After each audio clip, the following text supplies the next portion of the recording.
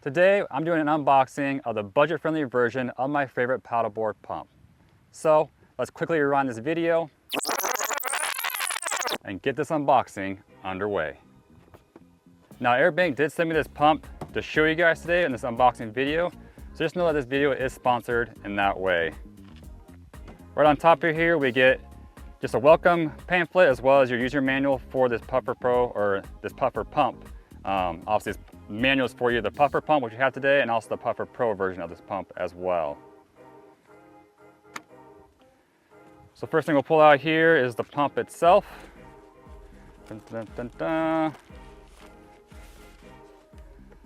And there we have it. So as you can probably tell, this pump looks almost identical, or basically identical, to the Pro version of this paddleboard pump. Now the main reason this pump is cheaper than the Pro version, as this pump does not come with a built-in battery. So as I'll show you here in a bit, you'll use a 12 or the DC 12 volt cable that comes with this pump to plug it into your car and power this pump to inflate your paddleboard. So that's obviously the main reason why this pump, although it looks identical to the Pro version, is a cheaper option to consider.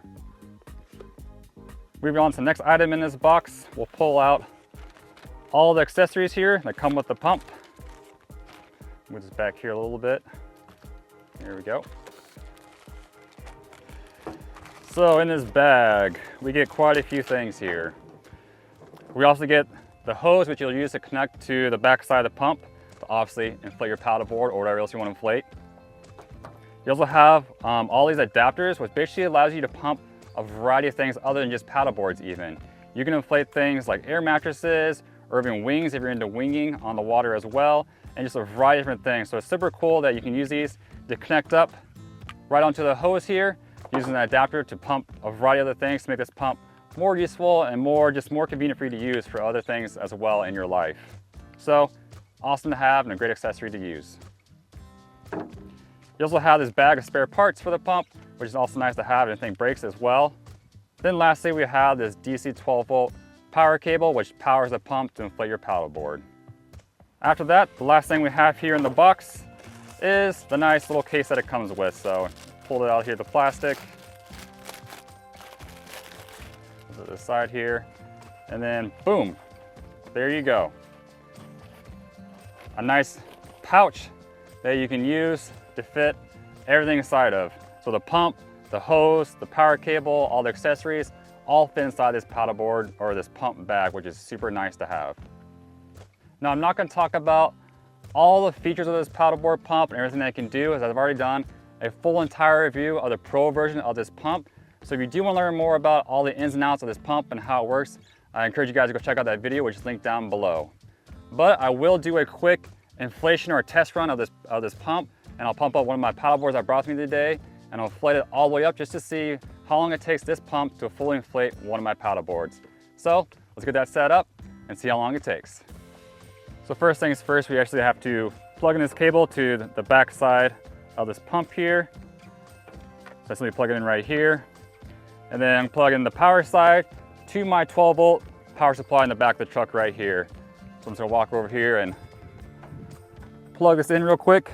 The kind of nice thing about this truck is having this power supply back here. Makes it a little bit easier to do things like this.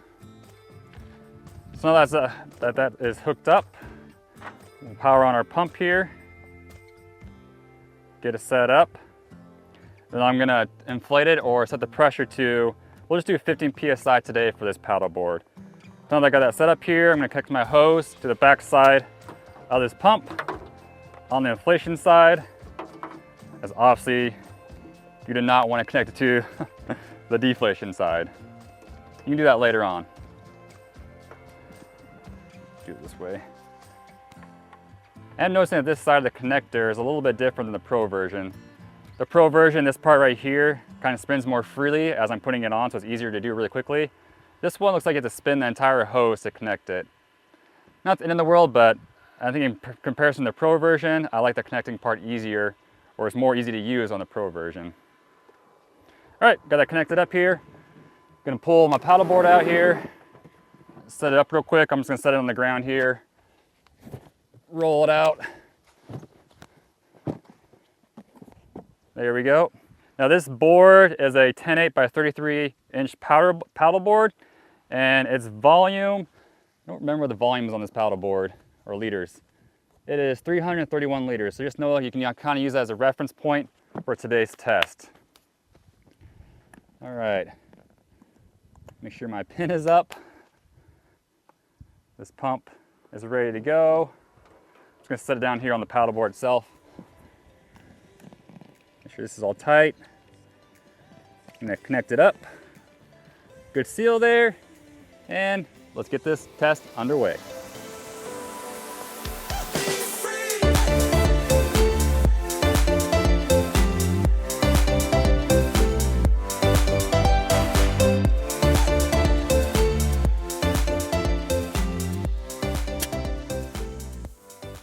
All right, so there we have it. The test is now done.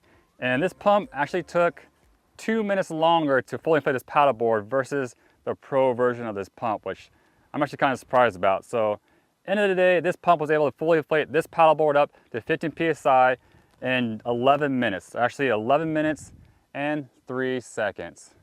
So maybe not the fastest paddleboard pump on the market, but versus the other option of you having to fully inflate this paddleboard up by hand, maybe it's still worth it.